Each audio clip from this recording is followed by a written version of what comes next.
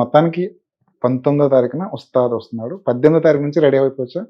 అది సార్ ప్రొడ్యూసర్తో మాట్లాడి అడేషన్ తీసుకుంటామండి. ప్రీమియర్లు అని మీకు తెలుసు కదా, ఈ గవర్నమెంట్ పర్మిషన్లు ఇవన్నీ లాజిస్టిక్స్ చాలా ఉన్నాయి. అవును. డెఫినెట్గా అది మీకంటే ముందు అప్డేటింగ్ ఎవరికి వెళ్తుంది. 19వ తారీఖు పవన్ కళ్యాణ్ గారిలో ఉన్న స్వాగ్, పవన్ కళ్యాణ్ గారిలో ఉన్న ఎనర్జీ యాక్చువల్గా 19వ తారీఖు అవసరం లేదు, మీకు ట్రైలర్లోనే అర్థమైపోతుంది సినిమాలో ఉంటుంది.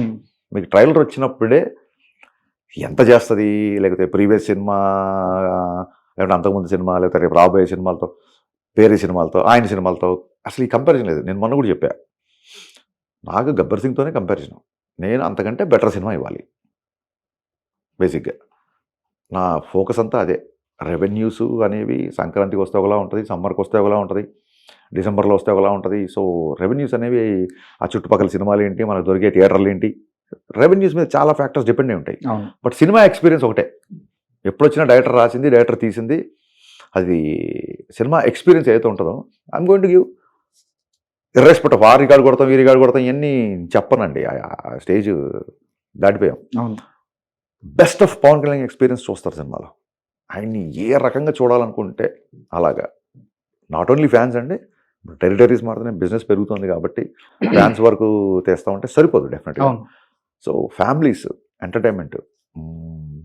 Let me be frank with you, ఇన్ని మాడుకున్న వాళ్ళం, ఈ విషయం మాడుకున్నాం. శ్రీల గారి మీద కూడా 2-3 కామెంట్లు నెగిటివిటీ వచ్చింది మన సినిమాలకి.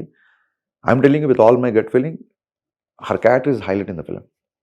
సెకండ్ హాఫ్ గబ్బర్ సింగ్ టైంలోనే ఫస్ట్ టైం అనుకుంటా బ్లాక్ బస్టర్ హిట్ అనే మాట వినడం.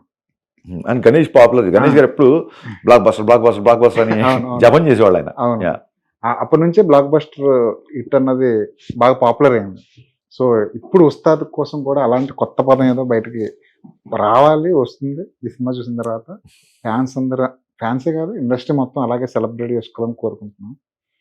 పవన్ కళ్యాణ్ గారితో అయిపోయింది, చిరంజీవి గారితో ఎప్పుడు చేస్తారు హరీష్ శంకర్ గారు అన్నది అందరికి. నేను 3 సార్లు ప్రయత్నించానండి. ఇప్పుడు చూడండి, కళ్యాణ్ గారితో ఒక సినిమా చేశాక ఇంకో సినిమాకి ఇంత టైం పట్టింది. నేను దేన్ని ఫోర్స్ చేయనండి. ఫోర్స్ చేయను అని కాదు, చేసినప్పుడు నేను తాగుడు మూతలేని ఒక ప్రేమ కథ చెప్పాలి అని చెప్పి, నేను తిరగని హీరో లేరు, నేను కథ చెప్పని హీరోయిన్ లేదు. ప్రాబ్లం ఏంటంటే అందులో ఇద్దరు హీరోయిన్లు ఉంటారు. ఎంత ప్రయత్నించానంటే నా ఫేవరెట్ అంటే ఇప్పుడు చూడండి, మౌన్ రాగని కొంతమంది రకరకాలుగా తీశారు. అలాగా this is my version of Maun Raghav. పిచ్చి నాకు ఆ స్క్రిప్ట్ అంటే. అది ఈ రోజు వరకు అవ్వాల. నేను దాని మీద పెట్టిన ఎఫర్ట్ 3.5 hours నరేషన్. అంటే సినిమా తీసినప్పుడు చాలా తగ్గించాలి. 3.5 hour నరేషన్, ఆడియో ఫైల్స్ ఉన్నాయి నా దగ్గర. మొత్తం ట్రీట్మెంట్ రాసేసిన ఫైల్స్ ఉన్నాయి, దాన్ని బెటర్మెంట్ చేసిన ఫైల్స్ ఉన్నాయి. అవట్లా ఇప్పటివరకు. నేను ఫస్ట్ ఇళయరాజా గారి మ్యూజిక్లో ఒక అమ్మాయి, అబ్బాయి, ఒక అమ్మాయి, ఒక రెక్టాంగిల్ లవ్ స్టోరీ 4 మధ్య అనుకున్నాను. అది ఈ రోజుకి జరగట్లే. ఎంత ఫోర్స్ చేశానంటే, అలాగే నేను మిరపకాయ అయిపోయిన తర్వాత ఒక ప్రొడ్యూసర్ నాకు అడ్వాన్స్ ఇస్తానంటే నేను బయలుదేరుతున్నప్పుడు టక్కని కళ్యాణ్ గారు ఫోన్ చేసి రా అన్నారు. అని అప్పుడు గబ్బర్ సింగ్ ప్రాజెక్ట్ టైటిల్ ఇచ్చి గబ్బర్ సింగ్ సినిమా ఇచ్చారు. అది చూడండి, ఏమీ అసలు ఎప్పుడు చేస్తామో తెలియని టైంలో అంత పెద్ద పవర్ స్టార్ పిలిచి సినిమా ఇవ్వడం ఏంటి, చిన్న సినిమా చేద్దామని చెప్పి తిరుగుతుంటే అది అవ్వకపోవడం ఏంటి, ఇంకా దీన్ని ఏమంటారు. అందుకే నేను కర్మ సిద్ధాంతాన్ని బాగా నమ్ముతా, ఖచ్చితంగా నమ్ముతాను. ఎవరన్నా ఒక మాట అన్నా, ఎవరన్నా పొగిడినా, ఓకే ఇది మనకు రాసి పెట్టింది కాబట్టి వచ్చింది. ఎవరన్నా నేను ట్రోల్ చేసినా, ఈ కర్మ నువ్వు అనుభవించాలి కాబట్టి ఇది అనుభవించే టైం వచ్చింది, నువ్వు అనుభవించిన తర్వాత దీన్ని తప్పించుకోలేవు. నువ్వు దేవుణ్ణి నమ్మకు, కర్మను మట్టుకు నమ్మి తీరాలి అని అంత గట్టిగా నమ్ముతాను. దాగుడు మూతలు కదా, నాని, శర్వానంద్ ఇలాంటి అని నేను అనుకున్నాను. వాళ్ళ దగ్గరికి వెళ్ళి చెప్పలేదు, చేయలేదు. నాన్నగారికి చెప్పి అనుకుంటాను. బట్ ఆయనకి చాలా కమిట్మెంట్స్. నాన్నగారితో క్రియేటివ్ డిఫరెన్స్ లేదా ఆయన చేయను అట్లా ఏమని లేదు. ఆయన ఇన్ఫ్యాక్ట్ కజ్జేపు వచ్చిన తన బాగా గుర్తుంది. Still I'm remembering only Dhatri character అని. అందులో హీరోయిన్ పేరు ధాత్రి. ఆయన అంత గుర్తుపెట్టుకొని మెసేజ్ చేశారు నాన్నగారు. బట్ ఆయన అప్పటికే 3-4 ఏమిటన్నారు. నేను కూడా ఒక ఆవేశంగా ఎట్టి బస్సులు ఈ సినిమా తీయాలని బయలుదేరాను తప్ప, ఇప్పుడు ఏ హీరో గారు ఖాళీగా ఉన్నారో వాళ్ళ డేట్స్ ఏంటి, వాళ్ళకున్న ప్రీవియస్ కమిట్మెంట్స్ ఏంటి, ఇవన్నీ లేవు. ఆయన చాలా గౌరవించి హరీష్ వచ్చాడు కథ విందాం సరదాగా అని చెప్పి నాన్నగారు నేను లోకల్ షూటింగ్ చేస్తూ కూడా కథ విన్నారు. అందు తప్ప కథ వినే ముందు హరీష్ పిచ్చి టైట్గా ఉన్నాయి షెడ్యూల్స్, ఇంకా నువ్వు వస్తావంటే సరదా కాసి కూర్చుందాం అన్నట్టుగా నేను వింటున్నాను చెప్పి ఆయన కథ విన్నారు. ఆ విషయంలో నాన్నగారికి నేను అంత కథ రాసుకొని నేను ఏదో గొప్ప సినిమా అనుకుంటాను కదా, ఆయన విని అసలు this never expected from you అన్నారు.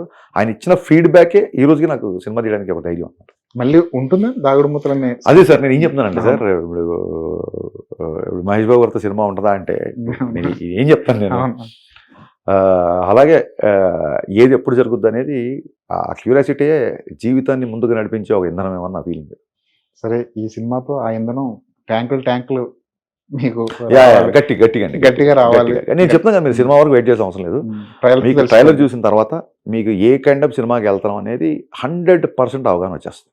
ప్రీ రిలీజ్ ఫంక్షన్ ఎక్కడ చేస్తారు మరి? Hyderabad. Okay, super. 99% police grounds అవ్వచ్చు. సూపర్. పర్మిషన్లు అవన్నీ ఒకసారి ఓకే అయిన తర్వాత 16 అంటున్నారా? చెప్తాం సార్. 19వ తారీఖు నాడు జనసేన ఆవిర్భావ దినోత్సవం. సో అది కొంచెం ఆయన స్కెడ్యూల్స్ ఒకసారి చూసుకొని ఇమీడియట్గా.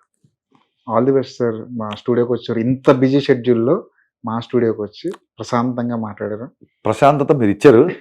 అండ్ ఇంకోటి ఏంటంటే మీరు ఏదో ఓపెన్ అవుతారు నేను మీరు ఇంకేమో బాణాలు సంధిస్తారు అనుకున్నాను. మీరు హ్యాపీగా దాని ఏమంటారు కక్కా ముక్కాలాగా ఉంటుంది అనుకుంటే మీరు శుభ్రంగా అరిటాక్ చేసి అన్నం పెట్టేశారు. సూపర్. పైగా లంచ్ టైం కూడా అవుతుంది. లంచ్ ఏంటంటే బాబు నిద్రలేగా అసలు ఫుడ్ రుచి ఉండట్లేదు, వామిటింగ్ సెన్సేషన్ వచ్చేస్తుంది బాగా. బాగుంది సార్ అన్వర్ గారు. Thank you so much. Long leave. ఇది కాకుండా మనం కంప్లీట్ వేటూరి గారి మీద ఒక్క ఇంటర్వ్యూ చేస్తాం సినిమా రిలీజ్ అయిపోయిన తర్వాత. అది ఒకటి అవుతుందా ఇంటర్వ్యూ, 2 అవుతుందా? వేటూరి గారి కమర్షియల్ పాటలు, వేటూరి గారి స్పిరిచువల్ సాంగ్స్, నరుడి బతుకు నటన, ఈశ్వరుడు తలుపు ఘటన, ఈ రెండి నటన నీకు ఎందుకంత తపన అని రాసిన వ్యక్తి. దాని ఏమంటారు శంకరాభరణంలో శంకర నా దశర ఇరాపర రాసిన వ్యక్తి, ఆరేసుకోబోయి పారేసుకోని రాని రామ్మ చిలకమ్మ అని రాసి పుత్తడి బొమ్మ కట్టుబడికి తరించేది నీ పట్టు అని రాసిన వ్యక్తి ఇంత మాస్ సాంగ్స్ రాయడం, ఆ స్పాన్, ఆ వ్యాస్నెస్, ఇవన్నీ మనం తప్పకుండా ఒక సుదీర్ఘ చర్చలో సాహితీ అంటే చెప్పండి క్లియర్ గా. మళ్ళీ సాహిత్యం అనే, లేకపోతే ఎవరు ఆ సాహితీ అనేవాళ్ళు ఉన్నారు.